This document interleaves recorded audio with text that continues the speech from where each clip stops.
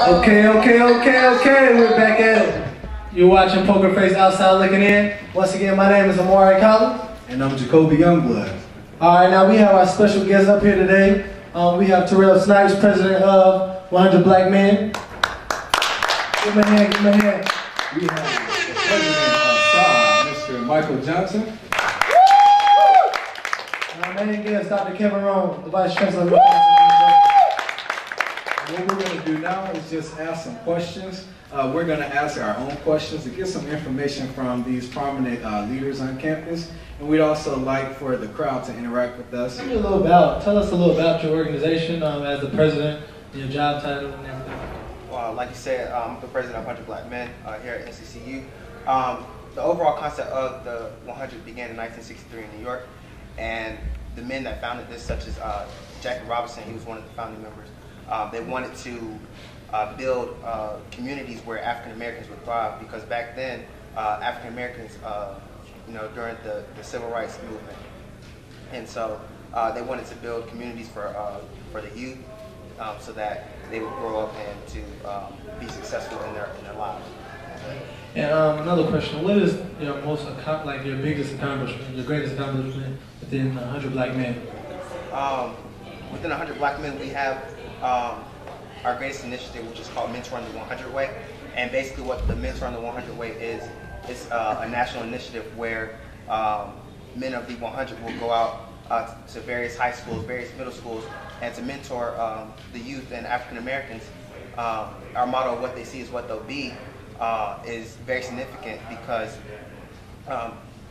what they see is what they'll be, basically.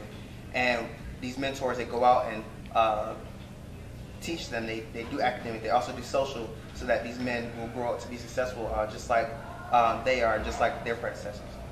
And one last question: I want to see, how can I become a member, for all the audience and everybody looking out right now? How can we become a member of the 100 Black Club? To become a member of 100 Black Men, you have to have a 2.5 GPA. You have to attend 75% of our meetings and events and socials that we have here on campus. We want you to submit an application and also do 2 letters of recommendation.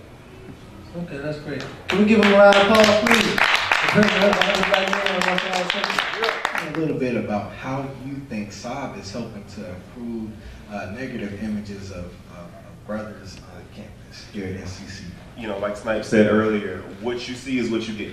How you carry yourself, how you're walking around campus is what you get. And so if you're walking in the community and it's supposed to be a role model, then you have to carry yourself like a role model, even when no one's looking. Producing results that are actually, that can be seen and mimicked. The biggest way to be a role model is setting the characteristics of that of a role model. And so making sure that even when no one's watching, that you're being that role model that everyone is looking to find. And how does one become a member of SAA? Actually, you would come in and fill out a registration form, and we welcome all men of North Carolina Central University, because like I said, we want to make sure that we're moving to where we want to go with everybody on board. So come in and fill out a registration form. We also have a minimum GPA requirement of 2.5 and a full, you have no financial income. We want to make sure you're in good standing with the university, and that this is how you become a member. Oh, thank you, man. Thank you. A round of applause, please. Yeah. Right now, we want to introduce to you all Dr. Kevin Rohn, who is currently the Vice Chancellor for Student Affairs and Enrollment Management here at NCCU.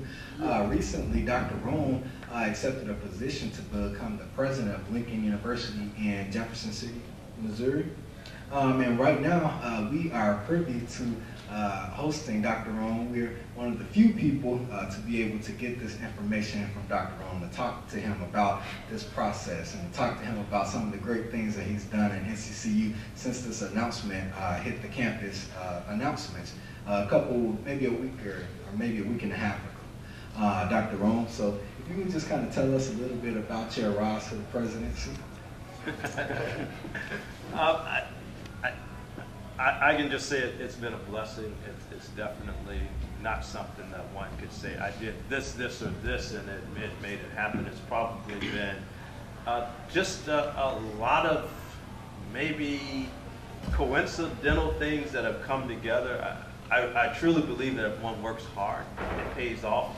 but it doesn't pay off equally for everyone. And so I've been very passionate about the work that we do, about education, about higher education.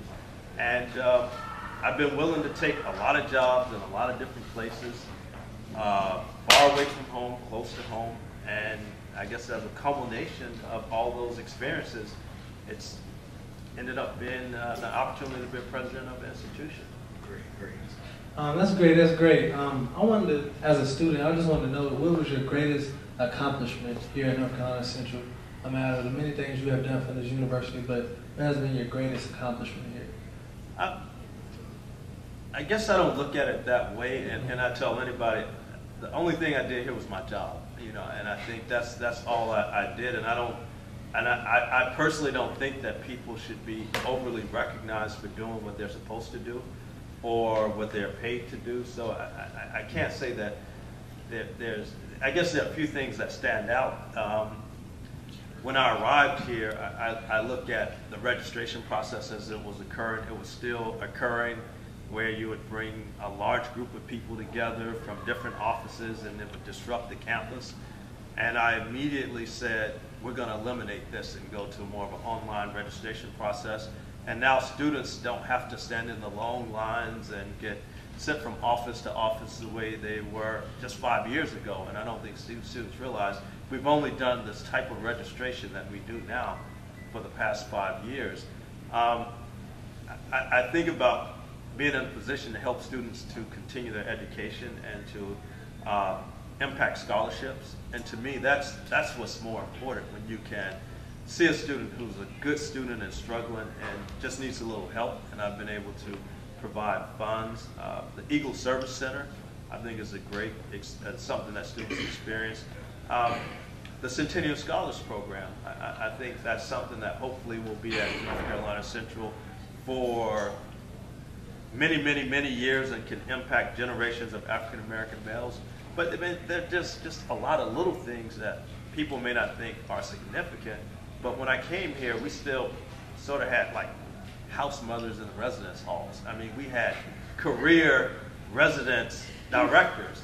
And that may seem small to some people, but I think it's been great that we've been able to bring in new people in the residence halls, and we are able to rotate in new talent on a continuous basis instead of getting people who are resident directors for 20 years, or now they've changed the terminology, but those are small things that I think have a huge impact on the institution.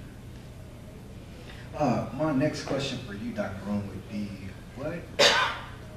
what things are you most looking forward to at your new university? I personally think change is always good. I've never stayed in a job longer than 5 years my whole career, because I think it's good to bring people in, let them do something, and then bring somebody else in with fresh ideas and different ideas instead. And I know everyone looks at it differently, so I think that has been my experience. I look at Lincoln University as a great opportunity. They have some of the issues, many of the issues that we faced at North Carolina Central 5 years ago. If I look at the student profile, when I started at North Carolina Central, and I would step back and say, everything that I've done has been a collaborative effort of a lot of people, so I can't take credit for all the things that have happened, because they've happened with many people working to make it happen. When you're a leader of an area, you get credited for a lot of things. But when I look at Lincoln, I go, I really want to impact the academic profile. The retention and graduation rates are really much less than they need to be, and I really want to focus on that. The morale on the campus, people have shared concerns. And then the student satisfaction. You know, I want students to feel really good about their experience at the institution, and I want to empower faculty. On your departure of North Carolina Central at the end of this year, where do you feel, or how do you feel about us improving, and what do you think we need to improve on the most? Like as the new administration team comes in, and how do you feel like we could improve the most here at North Carolina Central since you have been here? I think there's still some attitude issues. I think, and I don't get it, why people aren't really happy about being here, and it comes out in the way they treat students. And so I think we need to continue to focus on how faculty, staff treat students. I think is really important. I think Dr. Charlie Nels laid a great blueprint for North Carolina Central. And if we stick with that plan, I think North Carolina Central will probably has the potential to be the best, not only best HBCU in the country, one of the best universities in the country. If you look at, and I really believe that, I think right now, North Carolina Central is situated where I just think it's so far ahead of so many HBCUs, and I would hate to see us go back. I think we're getting really great students. The faculty are really coming together. The staff, we've resolved a lot of issues, even though we still have a lot to address. But if we just keep on the path of focusing on student success, retention and graduation, focusing on the physical campus, get a new student center, a rec center, some more academic buildings, I think that North Carolina Central could be a first choice destination for students regardless of their ethnicity or where they're coming from, because it has all the ingredients. We need to add a few more, but if they could all come together, it has the potential to be even greater than it is. That's great, that's great. Can we give a round of applause to all these fine gentlemen? What drives you to be a great leader?